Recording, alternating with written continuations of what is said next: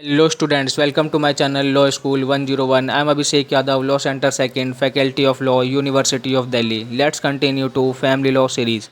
Today I discuss PVK case. तो अब हम आते हैं इस केस के फैक्ट पे। इस केस में क्या होता है, हस्बैंड और वाइफ की शादी होती है 1976 में, और शादी के कुछ दिनों बाद ही हस्बैंड जो है सूट फाइल कर देता है अगेंस्ट हिज वाइफ। और उनका कंटेंशन ये रहता है कि उनकी वाइफ जो शादी के अगले दिन ही मना कर देती है सेक्सुअल इंटरकोर्स के लिए, और कंडीशन भी रख देती है कि मैं 1 साल तक सेक्सुअल इंटरकोर्स नहीं करूँगी।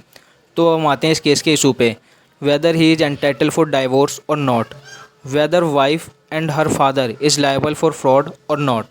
तो हम आते हैं इस केस के जजमेंट पे। तो कोर्ट जो है वेरियस पॉइंट ऑब्जर्व करता है, वेरियस सेक्शंस को भी ऑब्जर्व करता है, जैसे कि section 5 clause second sub clause C, section 12 sub clause C, section 13 sub section 1 clause first A of HMA को ऑब्जर्व करता है, और section 17 of Indian contract act को भी ऑब्जर्व करता है। तो हम आते हैं section 5 clause second sub clause B, जिसमें ये बताया गया कि अगर कोई भी हस्बैंड या वाइफ इनकेपेबल है वैलिड कंसेंट देने के, या मेंटल डिसऑर्डर से सफ़र कर रहा है, और अनफिट है, या प्रोक्रिएशन ऑफ चाइल्ड वाइफ नहीं कर पाती है, तो भी, और ये बात नहीं बताई जाती है हस्बैंड को, तो वर्डेबल मैरिज कंसिडर किया जाएगा। और सेक्शन 12 सब क्लॉज सी में वर्डेबल मैरिज के बारे में बात किया गया है, जिसमें बताया गया है कि फ्रॉडली कंसेंट लिया गया हो और पेरेंट्स ने हेल्प किया है वाइफ की या हस्बैंड की, और साथ में डिजीज़ जो भी बीमारी है दोनों को किसी की भी पेरेंट्स ने छुपाया, किसी के भी पेरेंट्स ने, तो वो वर्डेबल कंसिडर किया जाएगा अगर शादी हो जाती है तो। अब हम आते हैं section 13 sub section first clause 1A, जो बात करता है क्रुएल्टी। अगर वाइफ जो है ऐसा बिहेव करती है जिससे कोर्ट क्रुएल्टी मानता है, तो डाइवोर्स के लिए फाइल कर सकता है सूट पिटीशन हस्बैंड, और अगर ऐसा ही हस्बैंड करता है तो वाइफ भी फाइल कर सकती है सूट।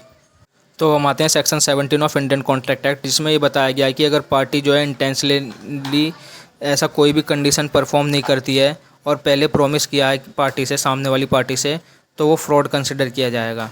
तो कोर्ट जो है इन सब सेक्शन को ऑब्जर्व करने के बाद इस फैसले पे पहुंचती है कि वो परमानेंट एलिमनी ग्रांट कर देता है हस्बैंड को, और कहता है कि तुम्हें 13,500 रुपये 2 महीने के अंदर अपनी वाइफ को देना पड़ेगा, और उसको वाइफ को फ्रॉड से एक्विट नहीं करता है, और डाइवोर्स ग्रांट कर देता है दोनों को on the basis of medical report जो डॉक्टर भाटिया के द्वारा दिया गया था, जिसमें ये बताया गया था कि उनका जो यूट्रस है 2nd डिग्री ऑफ प्रोलैप्स है, और इनको जो है हैबिचुअल अननेसेसरी मैस्टरबेशन के लिए आदत पड़ी हुई थी।